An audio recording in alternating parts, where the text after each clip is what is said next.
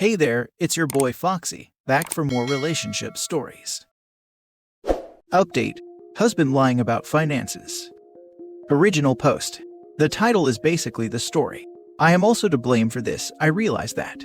We divided household responsibilities pretty evenly, but we don't split every responsibility down the middle, and finances were his job. He's better at them. I thought he was better at them. Now we are $50,000 in credit card debt. I did not know about this. $50,000 on a home equity loan. I did know about this. 2 months behind on our mortgage, and severely behind on a car payment. I quit my job when we decided to have my middle child 3 years ago, then we had our youngest a year ago. I thought we were fine, we should have been fine. I don't understand what the hell happened, or why he waited so long to tell me. I trusted him completely. I would never have believed this. I love him so much.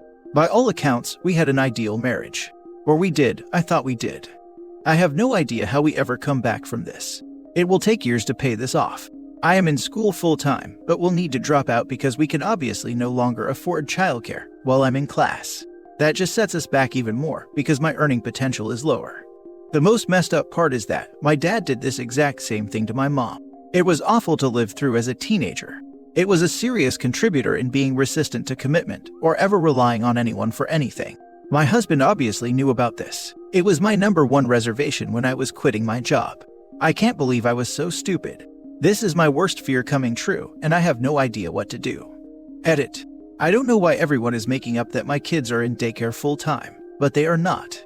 I pay a babysitter while I take one class on campus. Our oldest is in public school and our younger two in home with me. I am going to community college, and 75% of my classes are online, the rest are at night. There is no daycare bill. It's literally a $300 a month expense, and it should have worked. We are not living large here. I cook everything from scratch. We don't get takeout. I clothe diaper. I buy the kids' clothes secondhand or get hand-me-downs. Our cars aren't new. Our mortgage is very reasonable. We cut all of the extras when I stopped working because my job would hardly have paid for daycare. There is no reason his income should not have been enough. I don't know what he spent money on, but it clearly wasn't our bills. My husband makes $140K a year, I was making $30K. We had no credit card debt when I quit my job. Our mortgage and home equity load combined are $2,000 per month. Our car payments combined are $500 a month. I know Reddit thinks women asexually produce children, and then force men to support them. But my husband enthusiastically wanted children as well and had an equal role in creating them. My salary would not have justified the cost of daycare. We both did the numbers 100 different ways, and it should have worked. It should still be working. I don't know what the heck he's spending money on, or if this even the extent of the issue. But I didn't just frivolously spend money like a freaking idiot. I bust my butt to keep our expenses low.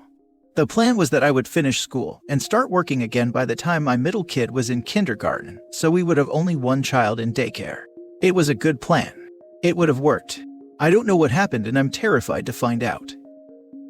Now for the top advice before reading he updates. Regardless, he is doing one of two things. You guys have a lifestyle that his job can't afford, and he used the credit card to make up the difference. Or, he is purchasing stupid things and has a gambling problem. Either way, you always need to be involved in the finances. Always. Don't forget the possibility of drugs. What did he spend $50K on? Grubhub, like everyone else. It's gotten to a point that when I go out drinking, I have to delete DoorDash from my phone so I don't drunkenly order $75 worth of Mexican food at 1 in the morning. Everyone says get the Dash Pass, so I did. That had the opposite effect of saving money. So now, I'm only allowing myself to order twice a month with freedom. The biggest thing I'd want to know is how he got there in the first place. I feel that would make or break it for me. $50K in CC debt on what? Did he overestimate cost of living and his job doesn't cover the bills? Did he take it out and gamble? Did he spend on frivolous things? All of that information is crucial. Did he lose his job and tried to cover with credit cards until it went out of hand? He got those credit cards unbeknownst to OP, and he cut her access off the bank account. Maybe it's not because he did not want her to see the expense. Maybe he did not want her to see there were no money coming in. I speculate, and I feel bad because it's much worse than if he had spent all the money on online gambling. Now for the first update. I'm going to post this here, and I'll come back and respond individually later on. Maybe tomorrow. When I posted this, I had literally just learned about how bad it was. I spent the day going through everything and talking to my husband. He's cheating on me. The woman has 2 kids, and I guess he's been helping her with them. They could be his for all I know. He's currently vomiting and crying in the bathroom. So that's freaking great. I unfortunately have to stay married to him long enough to figure out the finances. I am talking to a bankruptcy lawyer on Monday. Thank you everyone who made me feel a little less alone today. Oh my god. This is so awful. I am so sorry all of this is happening. I strongly urge you to consult a divorce attorney before the bankruptcy attorney. A divorce attorney will be able to tell you how to best proceed on the bankruptcy. You may even be able to negotiate that all the debt is in the divorce, and you won't have to actually file bankruptcy. Commenting for visibility as well. OP, you might be able to save yourself and save your children a fraction of the pain you went through due to credit card debt. I'm so sorry you're dealing with this. Please speak to a divorce attorney Monday as well. Someone who practices in your county and does nothing other than divorce-related issues. It's important that before you make any financial decisions about bankruptcy, that you have legal advice about what would and wouldn't be impacted by divorce. Please cover your butt and see what's possible before dealing with his mess as a team. Also, don't be above using his guilt against him to try to get him to agree to separation of responsibility of this debt if you need to in order to rebuild your life. He made financial choices that shouldn't be falling on the both of you, and if he cares about you at all, he owes you an out from this debt. Now for the second update. 47 days ago, I posted about finding out my husband has been lying about our finances, and that we are financially screwed. That was just the tip of the iceberg as it turns out. After I spoke to him trying to figure out how this was possible, he admitted to having a second family. He's been cheating on me and has 2 kids with this lady. The best part? She's his second cousin and they've been in love since high school. What even is my life? The debt is worse than I initially thought. It's $100,000 in credit card debt, and there could be more. Who knows at this point? I guess his cousin had a good job, but lost it over COVID, and that's when he started trying to pay bills for both households.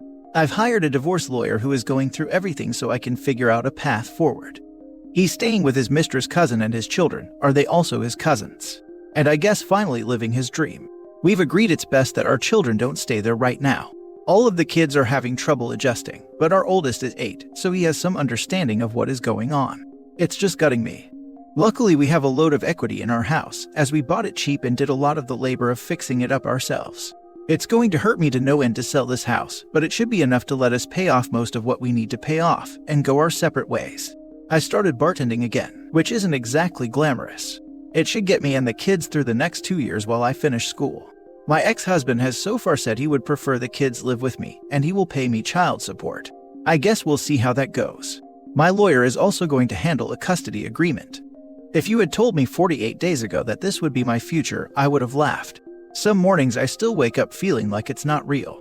I am assuming at some point I will get very sad about this, but right now it's so ridiculous that I can't feel anything but a sick sort of humor. From the outside, and even from the inside, we looked like a boring, happy couple. You never know what's really happening behind closed doors, I guess.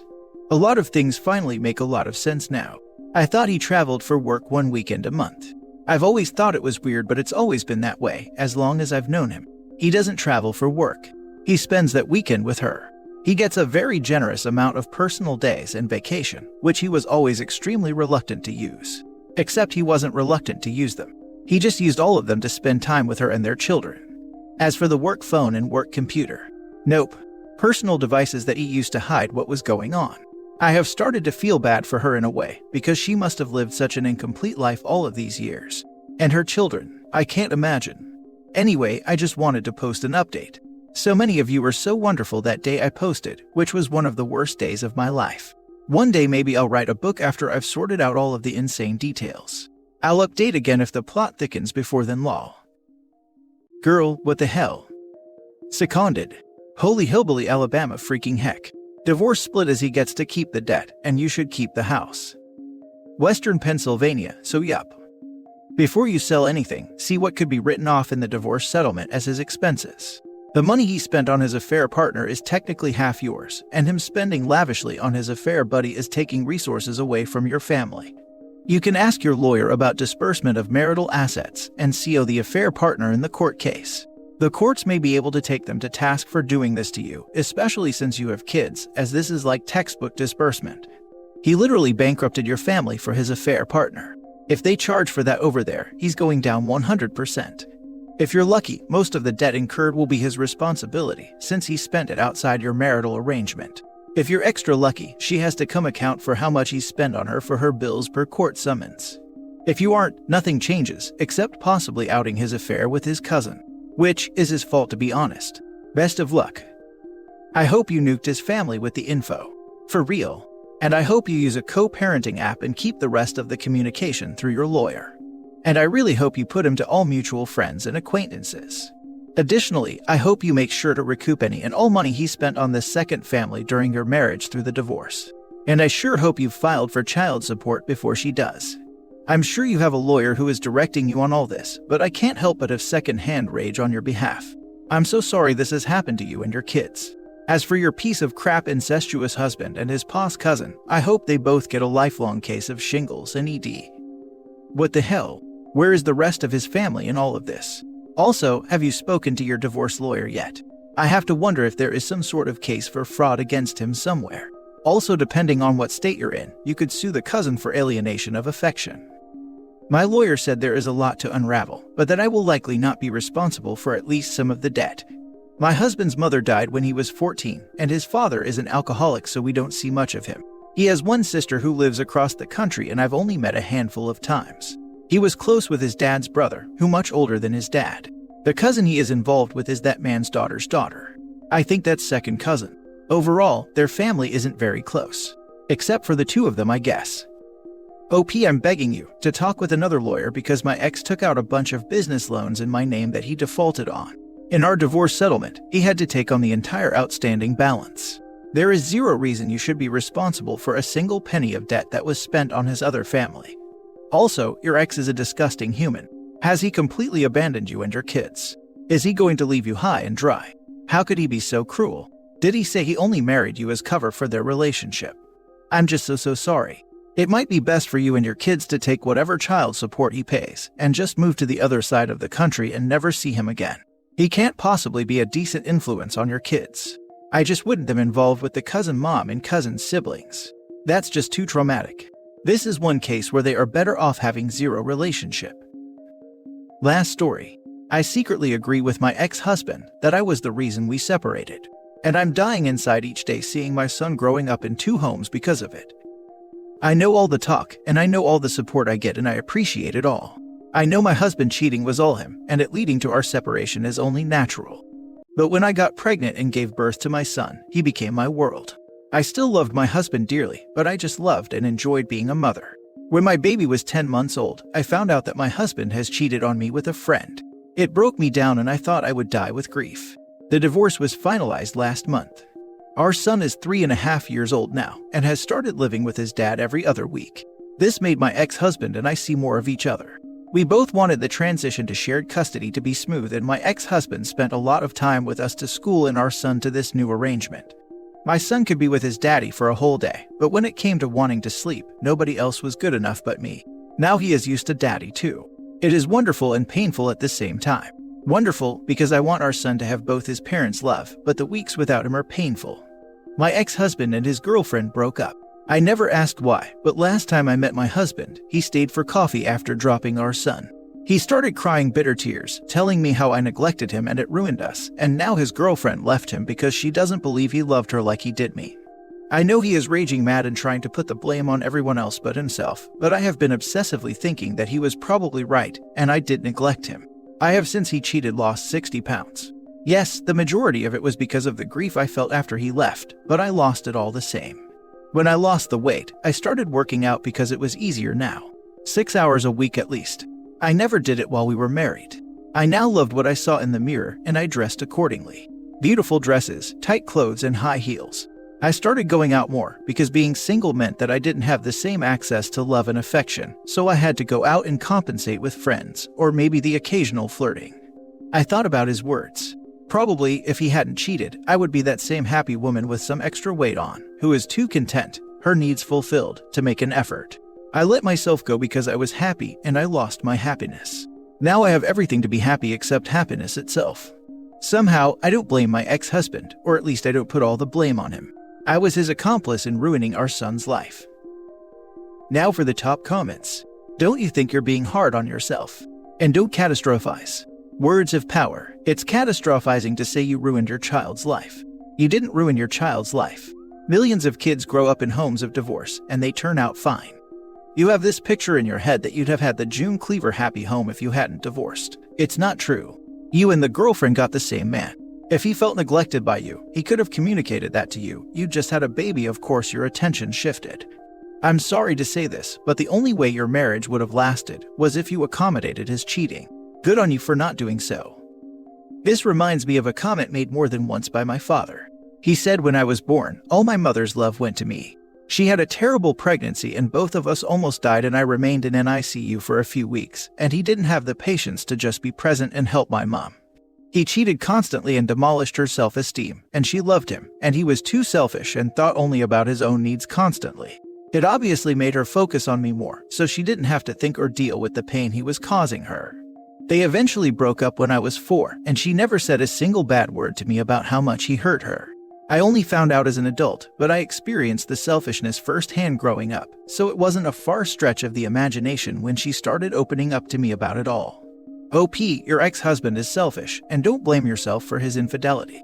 All he needed to do was communicate with you, and if he really cared, then you both could have gone to therapy to discuss how you both felt.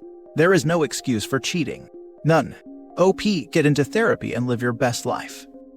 Oh hell no.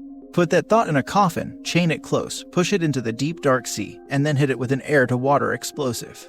Don't you dare take responsibility for his infidelity. Neglecting him for 6 months or a year to focus on your kid does not mean a green light to cheat. Why didn't he say something? Why didn't he suggest therapy or counseling? No freaking way. Kick him out next time he opens his mouth and tell him to go be irresponsible somewhere else.